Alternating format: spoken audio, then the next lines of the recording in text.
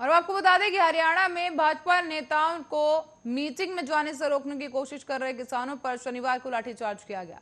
करनाल में घरौना के पास बस्ताड़ा टोला प्लाजा पर ये पुलिस ने किसानों पर लाठियां बजाई और इसके साथ ही किसानों ने भाजपा नेताओं को रोकने की योजना बनाते हुए टोल की दो क्रॉसिंग छोड़कर बाकी को बंद कर दिया था। पुलिस ने उन्हें समझाने की भी कोशिश की, लेकिन वो नहीं माने और इसके बाद हालात ये बने। लाठीचार्ज में कई किसानों के सर फूट चुके हैं और खून बहना है।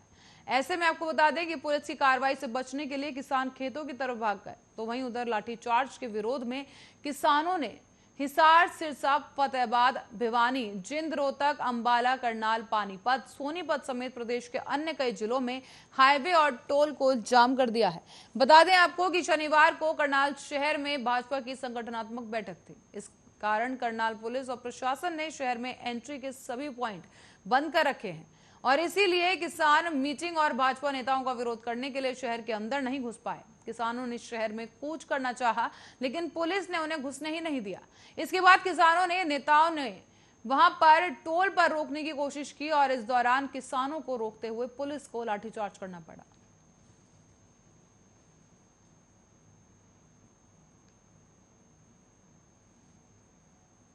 और इसी बीच आपको बता दें कि कूड़े का निस्तारण न करने पर ग्रेटर नोएडा प्राधिकरण ने 3 उद्यमियों पर 93,000 रुपए का जुर्माना लगा दिया है।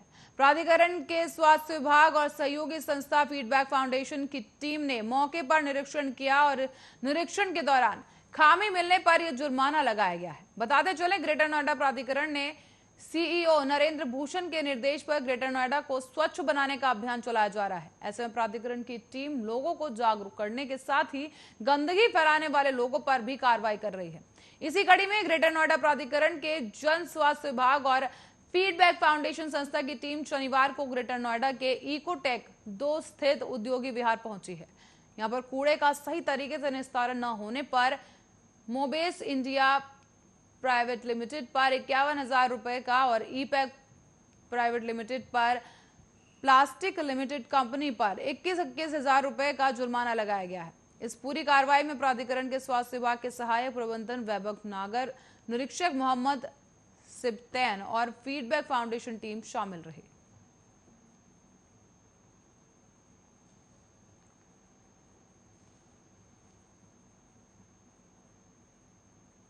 और गुजरात के डिप्टी सीएम नितिन पटेल ने एक विवादित बयान जारी कर दिया है और उन्होंने कहा है कि भारत में संविधान और धर्मनिरपेक्षता तभी तक है जब तक देश में हिंदू बहुसंख्यक है। अगर भारत में हिंदू बहुसंख्यक से अल्पसंख्यक बन गए तो संविधान और धर्मनिरपेक्षता में से कुछ भी नहीं बचेगा। उन्होंने ये बात गांधीनगर में भारत माता मंदिर के कार्यक्रम में कही।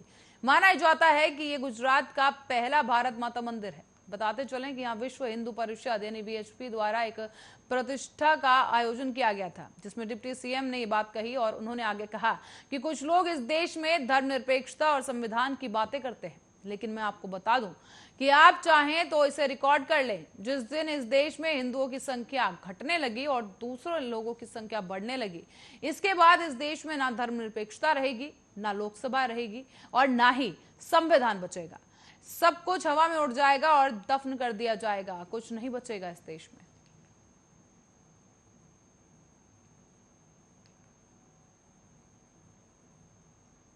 बढ़ेंगे अगली खबर की ओर, जहां पबजी और इसके जैसे कई अन्य ऑनलाइन गेम्स आज लोगों को, खासकर बच्चों को, नशे जैसे बन गए हैं। बच्चे पढ़ाई लिखाई छोड़कर इस खेल में इतना ज्यादा शुमार हो जाते हैं कि अगर उनके परिजन कुछ नहीं कह देते तो बच्चों को और भी ज्यादा बुरा लग जाता है और वो कुछ भी कदम उठा लेते हैं। इसी तरह की एक घटना मुंबई से सामने आई है, जहां पर 16 साल के एक लड़के ने पबजी खेलने के लिए अपनी मां के बैंक अकाउंट से 10 लाख रुपए उड़ा डाले। बताते चले, मुंबई क्राइम ब्रांच के डीसीपी दत्ता नालवाड़ी ने बताया है कि इस लड़के ने इस खेल को और एडवांस लेवल पर ले जाने के लिए ऑनलाइन कई चीजें खरीद ली। धीरे धीरे उसकी मां के अकाउंट से 10 लाख रुपए खर्च कर दिए गए। नालावड़े ने बताया है कि इस बारे में जब उसकी मां को पता चला तो उन्होंने अपने बच्चे को डांटा। बच्चे को यह बात इतनी बुरी लग गई कि वो घर छोड़कर चला गया। साथ ही उसने एक चिट्ठी में अपने घर छोड़कर और कभी वापस ना आने की बात भी कही थी। बताते चले, जब इस लड़की की मां शाम को काम से वापस आई तो बेटे की चिट्ठी को पढ़कर डर गई, जिसके बाद उसने एमआईडीसी पुलिस स्टेशन में जाकर अपने बच्चे की गुमशुदगी की रिपोर्ट लिखवाई है।